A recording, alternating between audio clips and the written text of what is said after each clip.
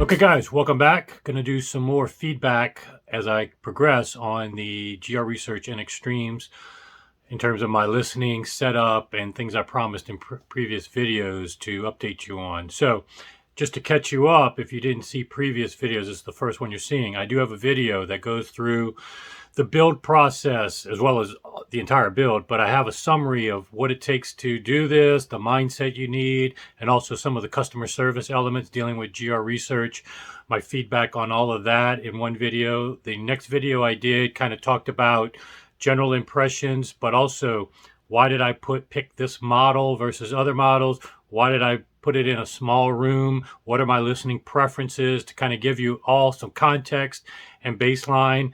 And then, as I mentioned in the prior video, I gave some initial feedback on the sound. You know, it beats in many respects anything near its price range and really is a competitor for cost no object builds. And in fact, as I mentioned, I like it even better than I heard it at Danny's place. And I like the performance even better than some of these cost no object speakers I've heard in certain rooms. But again, because you can't take a speaker in a vacuum, it's the combination of things that the room and the speaker that kind of make that whole impression. So I'm going to keep breaking down for you some more context today with measurements and how I get this performance that I find even superior to many cost no object speakers. But relative to the speaker on its own, I can say confidently that this is, even on its own in any kind of room, it should give you the highest levels of performance that you could possibly get in most any room. It does roll off around 30 hertz, and I'm going to show that in the measurements, at least in my room. I think at Danny's bigger room, I think he said it rolls off a little closer to 40 hertz, so you might need a sub. But all that aside, one of the strengths, let me talk about, summarize for you again, the strengths. The bass performance of these 16 drivers and between the two woofers gives you that open baffle bass down to about 30-40 hertz. Really impressive, and I think that has gotten a lot of wows from people that have come over. The amount of detail and coherency and the ability for it to disappear in my room, even in near field listening, really impressive. You're not going to ever worry about not enough detail or these speakers, you know, not disappearing or not coherent. Those are really all the strengths. And I benchmarked this sound that I'm getting now very close to a video I did a while back from a guy's house that had YG 2.3s. Phenomenal room with the treatments that he had with curtains, acoustic curtains that he put in. And then the YG 2.3 is, once dialed in, can give you that massive sound stage and presence and dynamics, full range. Might even go further than these do in terms of on their own. But of course, when you add a rel sub like I've got the 25, you know, I think I might like the bass here a little bit better. But on the YG 2.3s, I can see people maybe liking that tweeter. It's all about, like I talked about in the previous video, the tweeter here is a planar, and it does integrate really well with the other drivers. So you may sacrifice some of the pizzazz and advantages of, let's say, AMT tweeters, plasma tweeters, beryllium, diamond. You know, they all have some nuances that give them advantages within certain frequency ranges that they perform. But it's a case also of, do they end up dominating the speaker, to call attention too much to themselves? Are you listening to speakers and drivers versus, you know, music? And so what I find advantageous with these is that he picked the right one to give you just enough detail where you're never worried about that, but it also integrates really well. But that could be an area where people have preferences one way or the other. Dynamics, tremendous dynamics, again, with 16 drivers within the frequency range, tremendous dynamics. You can get more dynamics. You get horn speakers, you get pro drivers, as I mentioned, stick them in a box, put some ports on the back. You can probably get higher SPLs. NBL extremes are the extremes of dynamics. 4 tweeters, 4 bass drivers, plus 12 sub drivers. You know, that's a different ballgame for dynamics. But do I find certain things that I like better with these? Yeah. So these are in that ballpark, but also they're in my room where I can do some things that I can't do where I hear these other ones at shows or dealer showrooms and stuff like that, that aren't really 100% dedicated to that speaker and all the attention that I pay to it here. So if I put YG 2.3s in here, could I get even better performance, or could I get comparable and things like this? That's always going to be a variable to include in the equation. And that's why I'm going to spend some time going through my measurements with you in room at the listening position, such that you can get better context for all the things I'm talking about, both from the room perspective and the speaker perspective, and how well they are mating. So without further ado, let me pause the video. I'm going to put up my screen on the screen here and walk you through my measurements and more details on my feedback so far. Okay guys, let's talk about what I've got on the screen here, which are my measurements using a software called Dirac or Dirac Live, however you want to pronounce it. And for those not familiar with this software, it does two things. One thing it improves, but we're going to table this discussion on that, is the impulse response. Very powerful, very important, and that's why I choose Dirac over other DSP options. But table that for a second. The other thing it corrects is obviously frequency response issues. But like any DSP, parametric EQ or whatever, you have to start with a baseline that's good. You can't ask DSPs to be miracle workers. That's where it goes awry, and that's probably why people have had bad experiences and get these false impressions about DSP. So I'm going to try to help you alleviate those concerns and address where the false misinformation comes from with DSP as much as possible. So first thing to highlight here is that I've got measurements. The measurements that you take with Dirac are from the center sweet spot, like where my head is now, but also it's 9 measurements in total all around vertically and off axis. So what you're seeing now, what's even more amazing about these results, which pretty much are plus or minus, especially over 200 hertz, plus or minus 4 or 5 dB at worst. And the speakers themselves are not ruler flat. Danny has the measurements of these on his website. You know, no speaker is ruler flat. Usually they go plus or minus 3 dB, 20 to 20 kilohertz, you know. So I'm in that range at my listening position, not 1 meter away in an anechoic chamber. So this is very tough to get. Each speaker is mirroring performance, which is also tough to get with open baffle speakers with different back walls. So those are two things that very tough to do with open baffle. You may have issues there that I don't have because I'm able to do all these room treatments. It's worth it because now I've got a baseline from which I can do minor corrections and apply DSP for really what it's designed to do, these minor corrections. Under 200 hertz, you start getting more of the flavor of the room impacting the sound. Does it still need obviously a good speaker to produce the bass frequencies? And as you see here, the NXtremes, again, this is just NXtreme measurements, not the sub, it starts to roll off pretty significantly at 30 hertz. In Danny's room, I think he said it was like 40 hertz. He's a much bigger room. So, but other than that, there's that one dip you'll see on there around 70 hertz that gets to about 7 dB, but that's only one speaker, not both. So combined, it would be even less. And there's a few other peaks with the other speaker and 4 or 5 dB up. But all of this is manageable. And if you didn't want to use DSP, these room measurements at my listening position are probably better than, well, I know they're better than Michael Fremer's, who published his own measurements of his room with hundreds of $1,000s of gear. And I think he was trying to do anechoic measurements in his room, not even at his listening position. But either way, maybe I'll throw them up. You know, very rarely can you get a room to measure this well, but I'm telling you to do this, it's worth it, because then DSP can really shine when you're only asking it to do minor things. And so to piggyback off of what you're seeing here, the other thing that Dirac does is give you this orange target curve that'll tell you about what it would do based on these measurements to fix things.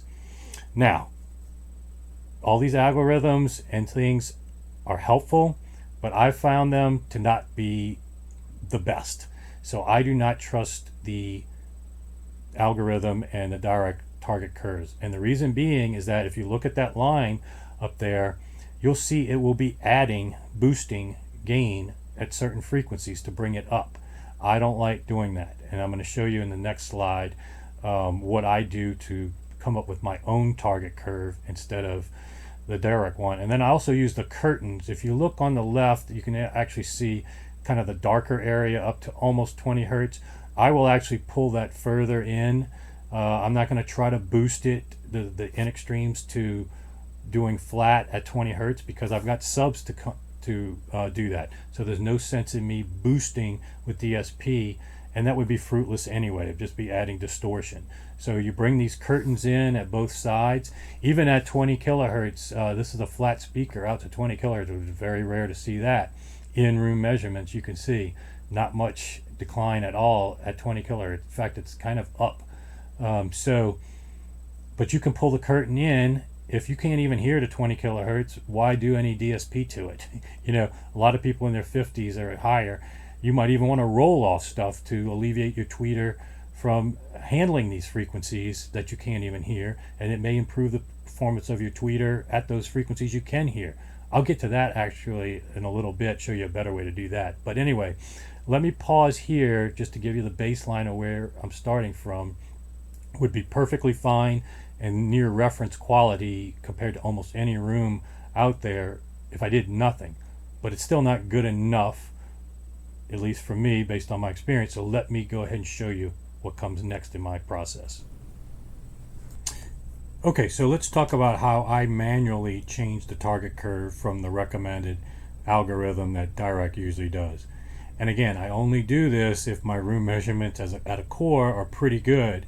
But what you'll see with the line I created here as an example is the orange line starting at a baseline at the lowest point of my dip, such that I'm never adding any gain. As I said, I don't like to ever add gain. A lot of the headroom, even if Dirac has some headroom built in, especially if you're integrating with a sub and other speakers, is going to be eaten up in just level matching between the different amps and the different speakers. So there may be some headroom, and you can occasionally get away with adding, and I'm going to show you with a parametric EQ what I do if you need to add.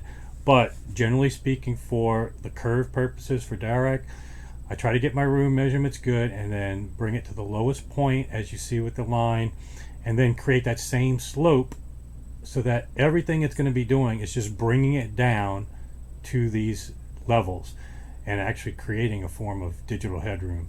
So now you can nitpick this left and right, and if you have to bring it down really low, and now you're going to have to put the volume up really a lot higher because you've taken out so much gain of everything, and then you got to stress your amp. You know, there's some negatives to anything. So that's again why you don't want to have huge fluctuations. This is in the realm of manageable, and will get you the best performance of the DSP and not lead to where it can get you into trouble with headroom or other issues. So let me show you what happens with Dirac once you give it this target curve. Oh, also to point out, if you notice, I pulled the curtains on the left side. I don't want it. You can pull the curtain up to, I think I've got it up to about 40 hertz there, where I don't want it to touch anything. Because I'm integrating a sub, why add dB or gain to something that I'm already going to be supplementing with a sub? It's only going to be adding distortion. I'm not trying to get full range performance out of the NXtremes, and that's all the measurements we're looking at here.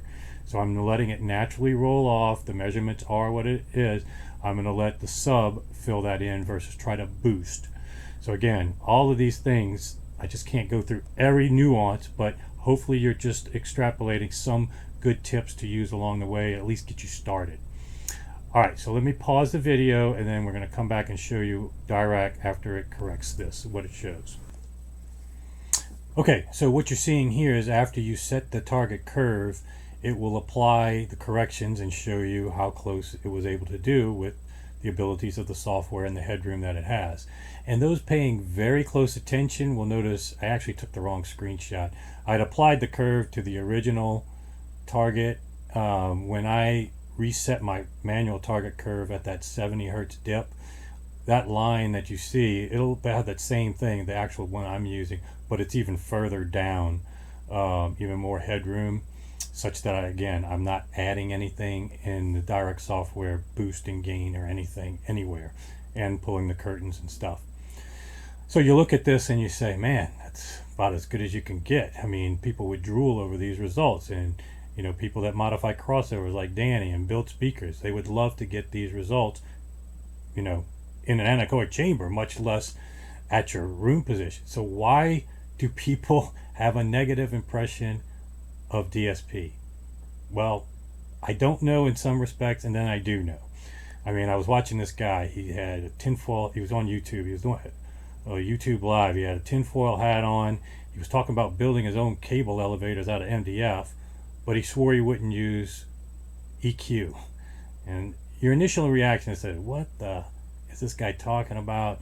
Face palming and thinking the guy doesn't know what he's talking about. But we're all in this journey at different stages, and there's certain things that our experience may condition us to like, dislike, and it takes a while to understand things. And like I was using the analogy with cooking, if you haven't learned how to cook correctly, you might be afraid of cooking and you just swear it off. So same thing with EQ. If you don't have the experience to do it correctly, and I can definitely understand where people would swear it off. If you always having to make major corrections, totally understand. And even I'm going to go one step further than this. You think, how could you get much better than this? Well, I'm going to explain that in a second. But one thing to just understand is that these things matter, and the impulse response correction, timing of the drivers at your listening position. You would not believe when you A/B it. Again, this is easy as pressing a button to turn it on or off. It just sounds more right. But one of the often criticisms I'll hear, let me dispel that real quick before I move on to what I do next. The criticism I often hear for these people afraid of it is that they say, oh, it robs the music of its life every time I've used it. Well, they're right in a primitive sense. They're just using a primitive explanation for what they don't understand. What likely happened is that they were so used to these peaks and dips in their music that does sound to your ear obviously more dynamic, because you're getting now less of these peaks when certain music instruments play. And so now you might have to turn the volume up a little bit higher because you've taken out some of these peaks. Conversely, some of these dips, you don't have the wide swings in frequency response, and so mentally your mind tells you it may sound less dynamic. In a primitive way, that's how you would describe it. But in a more sophisticated way, you understand over time that it's actually more correct. And the way you can just tell is that usually these people that talk about EQ in a negative fashion and worry about it robbing the life of music, they're the same people that buy only audio and listen only to audiophile recordings and have to listen to Tin Pan Alley or music like that with rolling bass, constantly kind of mitigating other issues. Music that'll sound good on almost any system, versus when you get the frequency response correct and you don't have these peaks and you're not afraid of certain music because you're not getting exposure of the weaknesses either in your room or the speakers or your electronics, that's when the DSP and these minute changes such that there's no deviations really pay off. And like I said, even to this level is not good enough for me, and the reason being, as I said earlier, Dirac does 9 measurements and not all of them are at where my main listening position is. Plus, even if you take a measurement tool or even a primitive one like one of these SPL meters, if you stick it in front of your face, it's actually going to measure differently than if you put it here or here. So the mics can't be exactly where your ears are. And that's where you need to now do further adjustments based on your ears, your sensitivity in terms of what frequencies more or less sensitive to, and preferences. The Dirac is correcting for a wide range of its measurements in this off-axis plus or minus, and that's what you want to do first, but I go one step further. So let me pause the video and I'll show you what I do to supplement this even more. Okay, so most people will be satisfied with that Dirac result, and you could be very much satisfied along those lines. But here's where, again, people might get dissatisfied or unsatisfactory results with EQ, and where I go that next stage to make sure it is perfect for me and my listening position and listening volume. One thing to keep in mind, as I mentioned, that measurements in Dirac was based on 9 measurements, a foot away, left, right, up and down, all around my sweet spot, but it's still the correction. So the corrections are based on those measurements, but 99% of the time I'm here and my ears are right here. I want it dialed in even further just for this spot. So that's where I'll go through this manual process, as well as listening at a listening volume that I normally listen to, because as I showed in that Heavenly Soundworks from the Entertainment Show, they were really smart with their EQs. They have EQ curves based on human sensitivity at different volumes. You will hear different frequencies more sensitively than others, and so just a natural difference in volume will change how you perceive tonal balance and frequency response. So when I come to this part in the stage of tweaking things, I bring up my Focal Tool CD and I play these test tracks. There's lots of CDs that do test tones, and I listen. Okay, you can get one of these SPL meters and play and see, and even see for yourself. The SPL meter may say this is the same dB sound pressure level as another tone, but your ears are telling you that sounds louder to me. Well, which do you trust? Well, you should trust equipment from the standpoint of an empirical standpoint, but if your taste and the volume that you're listening to, your ears are more sensitive for something in the room. Even when you put this right here versus here, it may sound differently. So your ears are at a different spot, getting different reflections than even this tool can be. So this tool can't be on each side of your ears. It doesn't have the head shadow effect. There's so many factors that can make the SPL meter look different than what your ears are telling you. So this is where I use my ears to further confirm that all the corrections that were done sound tonally balanced and perfect, and I do it at a volume. I play these test tones at the same volume that I normally listen to music, usually at the highest level I'll listen to, because that's where you'll uncover some problems. And so once I go through each of these test tones, what do you do if you still find some anomalies? Well, that's the great thing about Roon, and why I build my servers around Roon and don't even bother with these other servers that don't, is because it gives you the power to use a parametric EQ. And again, anybody that's against parametric EQs just doesn't know what they're doing, doesn't know what they're talking about. Period. End of story. You just don't know. It's, you don't know what you're doing if you're poo-pooing parametric EQs, especially in the digital domain like this one. But anyway, let me go through some tips of why people do get disenchanted or get the wrong impression. So I did some sample ones that, let's say I went through the test tones, and at my listening position at that louder volume that I'm listening to now, I still found a little bit of tweaking here and there I want to do. And so let's say here I even did a boost, which I'm, like I said before, I'm against doing boosts, but I'm showing you as an example. If I do a boost, it will probably be no more than 3 dB, but I will bring the entire level down. If you can see, I brought the entire level down such that everything gave enough headroom such that when I add 3 dB, I'm still at not crossing the 0 dB threshold. And so that's just, I did it for tip purposes here. Avoid doing any kind of boost if you can, but if you do a boost, maybe bring everything down and do a modest boost in a very narrow range, such that you're not taxing your amp, you're reducing the chance for digital clipping.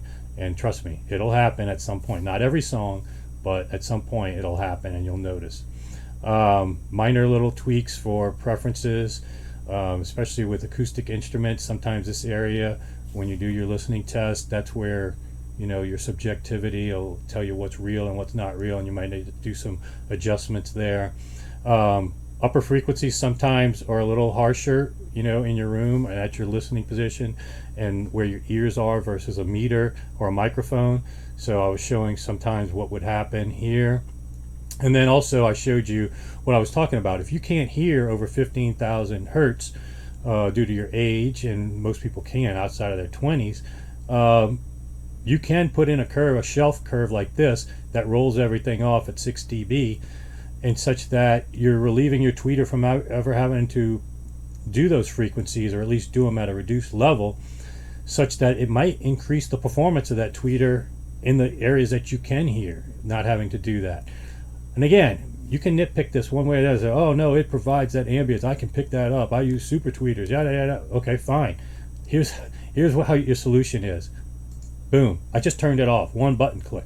You can A/B this all along. And that's why anybody dogmatic against EQs, again, does not know what they are talking about, and do not know what they are doing.